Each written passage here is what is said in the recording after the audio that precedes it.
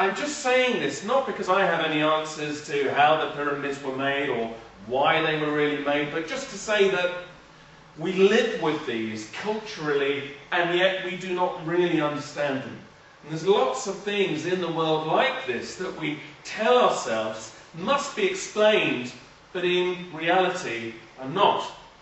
Now, Peter mentioned at the beginning that I spent many years looking into things like crop circles.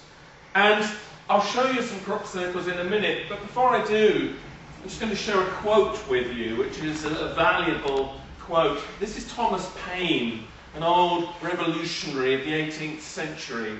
And he once said this. He once said, "The long act of not thinking a thing wrong gives it a superficial appearance of being right." And to translate that more clearly, we get used to things being offered as the right answer, not because it is the right answer, but just because we are told it is so many times. And that was a good observation. And that was never more true than something like the crop circles. We live with various mysteries all around us, and this is something which has been going on for many years.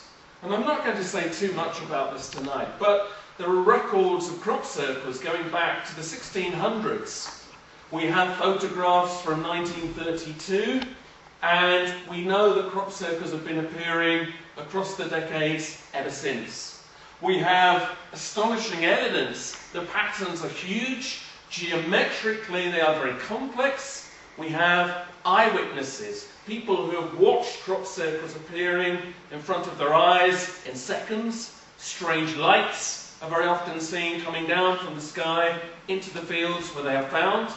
There are changes, biological anomalies occurring within the circle-affected plants that nobody has yet managed to explain, and they have never been replicated in any man-made crop circle.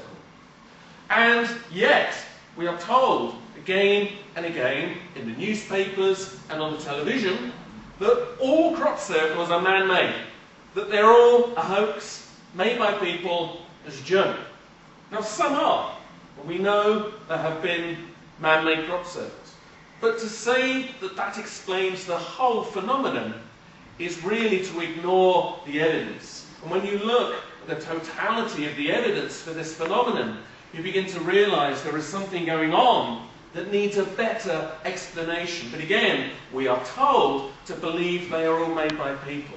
And in fact, there's been such a concerted effort to try to make us believe they are all made by people that it actually begins to look a little bit suspicious after a while. But I'm not going to say too much about these, other than to say that every night of every summer, something like this is appearing somewhere in the world. And yet what we do is pretend it's not happening. Most people don't want to talk about it, they don't want to look at them, because the questions that they raise are a little bit disturbing for people that want the world to be cosy and easy. And this, of course, begins to make people ask questions about the whole nature of the world that they live in. But there's lots of other things going on that equally are mysterious that we still like to pretend are not. One of the things that I think has not received the coverage it deserves is the phenomenon of ghosts. And so many people witness ghosts that it's extraordinary how many sightings there have been. Is there anybody here tonight that has seen or believes they may have seen a ghost? Yeah, 2 or 3 hands. Well, sometimes you can ask that of an audience and half the hands will go up, because there are so many sightings. And what is interesting is, very often, different people will see the same thing at different times, but in the same place. So it cannot all just be one person's imagination. Often these people did not know that anybody else had seen this same ghost in the same place. And yet, we are told, despite all the evidence, again and again, that ghosts do not exist. And you will always have on the television and on the radio intellectuals who will come and be very patronising, very condescending, and talk to us all like we're children to say, there is no such thing as ghosts. even though there is clearly evidence that something is going on. Whether these are spirits trapped between worlds, or some strange crack in time that is repeating over and over again, we can't be sure. Maybe both, maybe some other explanation. But the idea that consciousness could exist outside of the body is something that is believed in not just by people that are interested in ghosts, but also people who have had out-of-body experiences. Is there anybody here that's ever had an out-of-body experience? Yes, lots of people. And there have been many, many reports of this over the years, of people who have found themselves suddenly looking down upon their own bodies, and they can float around, they can move around as if their mind has become detached from the flesh.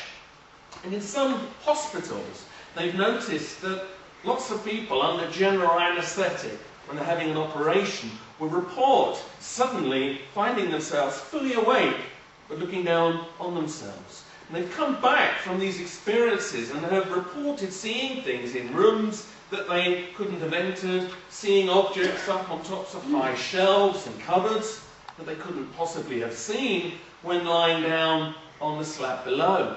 And in England, there's now a hospital in Southampton, on the south coast of England, which is running an ongoing experiment where they are leaving objects and pictures up on the tops of high cupboards to see how many people come back from operations and remember seeing them. And this is something that's been tried in other experiments with some success. And it's going to be very interesting to see what they come up with when they compile their final results. So there are lots of strange things going on in our world. And I'm just using here as an example of things that we're not meant to talk about. We're not supposed to discuss this in the usual normal world. We're supposed to pretend that none of this goes on, even though it so obviously is going on. And some things are mysteries because we just don't understand them, but maybe other things are mysteries because we don't really want to look too closely. And one other mystery, which is rather less wonderful, is the cattle mutilation phenomenon. Has anybody here not heard about this?